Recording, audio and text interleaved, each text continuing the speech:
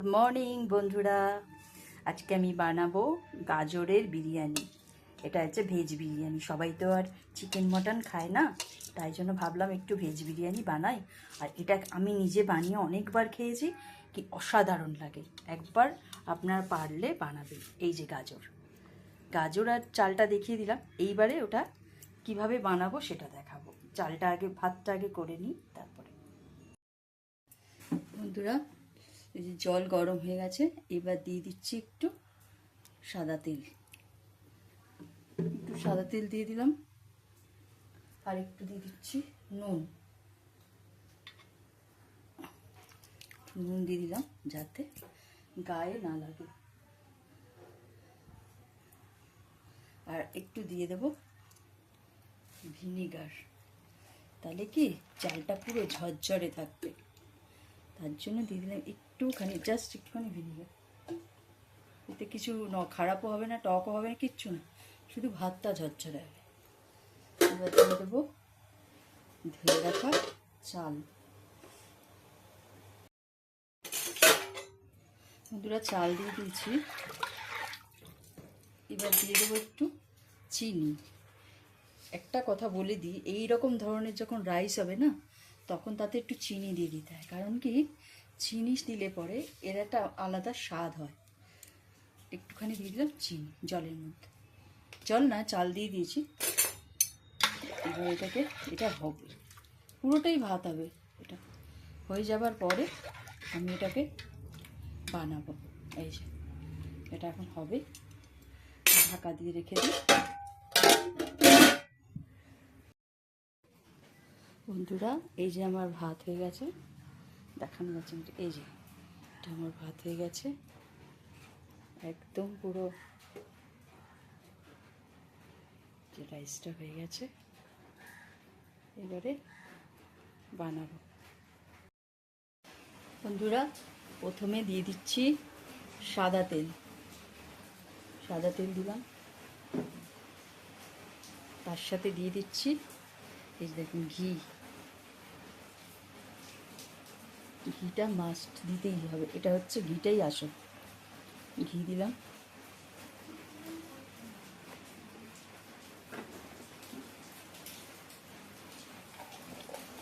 ঘিটা দিয়ে দিলাম। এবারে এটা একটু গরম হবে, জাস্ট একটুখানি গরম হবে। এরকম করে এটা করে দিলে হয়ে যাবে। গরম হলো,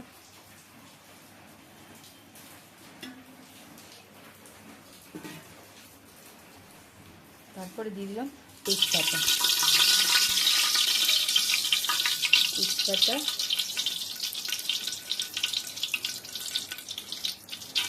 এই যে এলাচ, লবঙ্গ আর দারচিনি। আর হচ্ছে এলাচ, লবঙ্গ, দারচিনি আর গোলমরিচ দিয়ে দিলাম।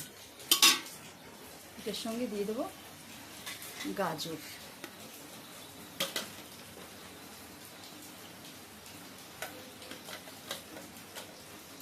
দিয়ে দিচ্ছি গাজরটা গ্রেট করে রেখেছিলাম। আপনারা চাইলে কাজু কিশমিশ দিতে পারেন, বাট আমি কাজু কিশমিশ দেবো না। মানে একেবারে সিম্পল, খেতে হবে পুরো বিরিয়ানি।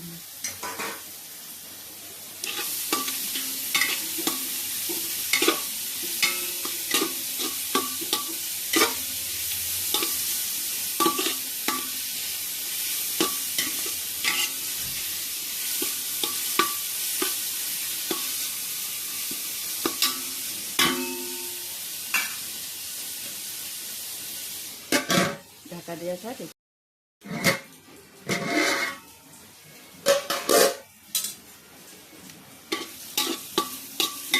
এবারেতে দিয়ে দেবো নুন আর চিনি।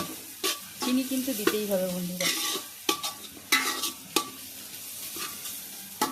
গাজরটা দিচ্ছে, তার সঙ্গে দিতে হবে নুন আর চিনি। নুনটা যেহেতু আমি ওতে দেওয়া আছে, নিজের আন্দাজ মতো দিয়ে দিলাম। মোটামুটি নুনটা কম বেশি হয়, করার নেই। নুন দিয়ে দিলাম। এবার দিয়ে দেবো চিনি।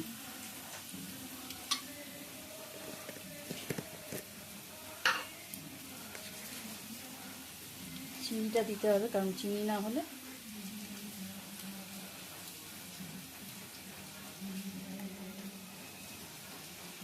এটা দিয়ে দিলাম চিনি, 1 চামচ দিলাম, আর একটু দিয়ে দিলাম।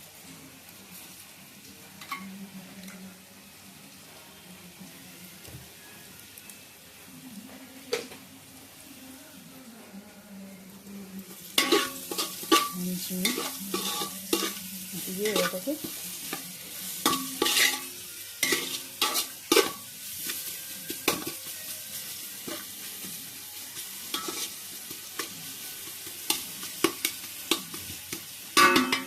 এবার এর ভেতরে রাইসটা দিয়ে দেবো। আচ্ছা, আরেকটা কথা, এবার হয়ে যাবার পর দেব এটা হচ্ছে মিঠা আতর,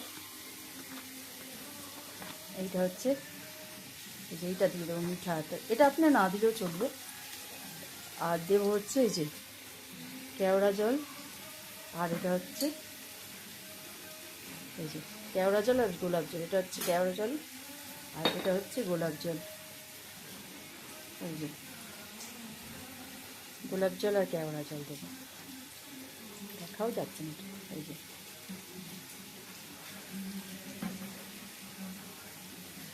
এটা হয়ে যাওয়ার পর দেবো। আগে এটা হয়ে গেলে ভাতটা দিয়ে দেবো।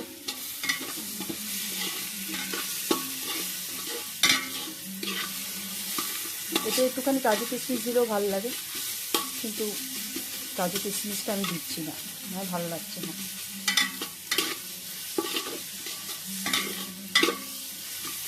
পছন্দ লাগে না আমার ছেলে তো একেবারেই পছন্দ করে না, বড় ছেলে।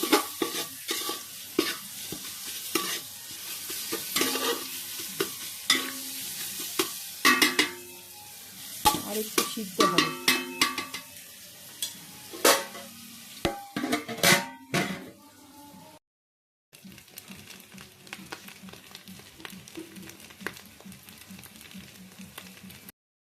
বন্ধুরা হয়ে গেছে, এই যে রাইস দিয়ে দিয়েছি আমি।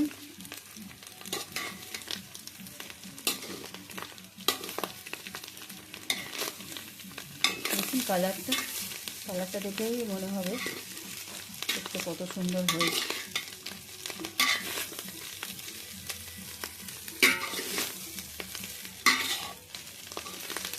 একটা কথা আমার যেটা হচ্ছে, একবার শুধু বানিয়ে দেখতে পারেন, কিছুই দিতে লাগে না, মানে কী বলে, কেওড়া জল গোলাপ জল এগুলো না দিলেও চলে, কিন্তু জাস্ট একটু ফ্লেভারের জন্য আমি দেবো,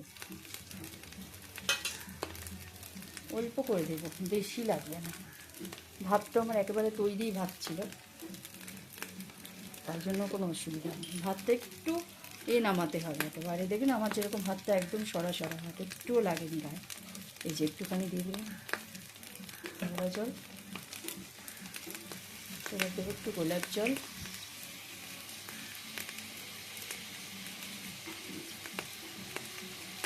একটুখানি গোলাপ জল হয়ে গেল, আর দেব একটু এসেন্স।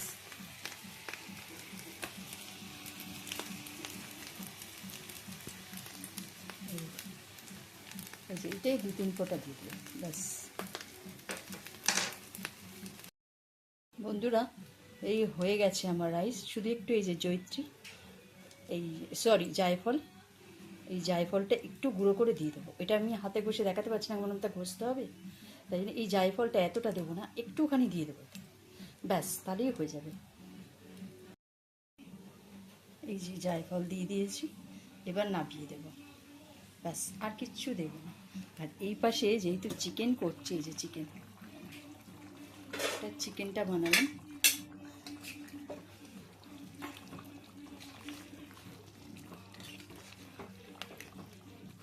চিকেনটা আর দেখাইনি, চিকেন আর কি দেখাবো, অনেক চিকেনের রেসিপি আছে আমার এতে। চিকেনের আর একটা জিনিস দেখাবো একদিন, খুব ভালো জিনিস, নতুনত্ব বানাবো।